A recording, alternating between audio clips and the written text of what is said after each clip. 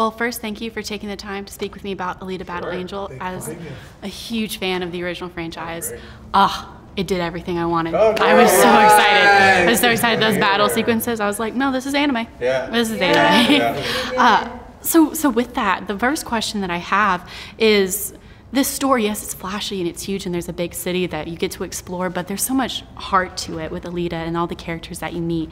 So I wanted to know, in your opinion, what is it about the story of this version of Alita that you all have created and brought to the big screen that is so important for audiences to see right now?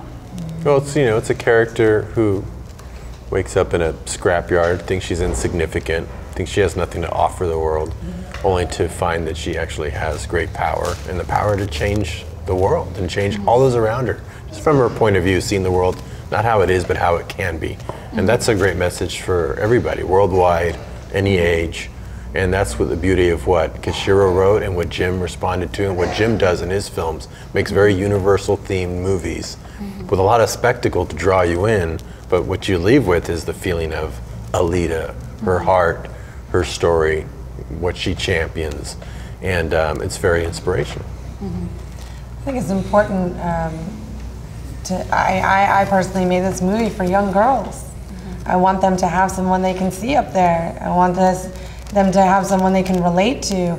I want to reflect back to them the dynamism that they inhabit, that they have in their own soul. I want them to say, I'm not going to be undervalued.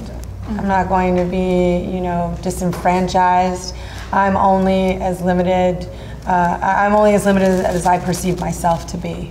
And Rosa, particularly what I thought was so interesting, there's a film there's a scene that people have seen where it's Hugo in the bar saying, I'm with her. Like, you know what, I'm with her, just, you know, she's just so awesome. And a lot of the comic book offices, we've equated her to characters like Wonder Woman with the kind of innocence and that just pure-heartedness that Alita has. So what kind of inspiration did you look to when you were just kind of creating this character? Did you go back to the manga which Kishiro created, or did you just kind of look to personal places? Like, what was it that really spoke to you when you were creating your version of Alita? Definitely the manga. I spent so much time with the manga. I even photocopied the first 3 books and colored them just so I could be in her face all the time. It's a weird way to prepare, and it does really nothing for the performance except for the fact that I'm spending so much time with her on the page, and you get such a sense of her. I mean, she leaps right off the page. You really feel her beating heart in those pages, and they made me cry.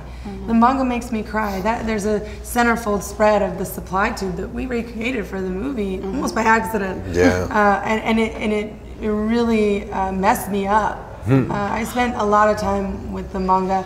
I wanted to be as fanatical about it and protective of it as the fans are, and I became that person. I knew exactly what they love about her and where they were coming from, and so I knew what to bring up there. You know, you mentioned you know, I'm with her. There's a scene earlier in the movie where Alita does the street motorball, and she gets knocked down, and she's on the ground. And Hugo comes to help her.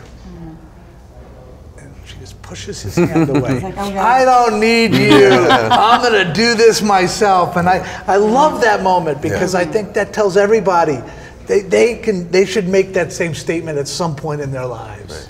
But I want to make a differentiation. You said that you see her like Wonder Woman. Wonder Woman was born with an extraordinary ability. Alita wasn't. Alita was just born a little girl, flesh and blood. So all of her extraordinary abilities come from her journey inward.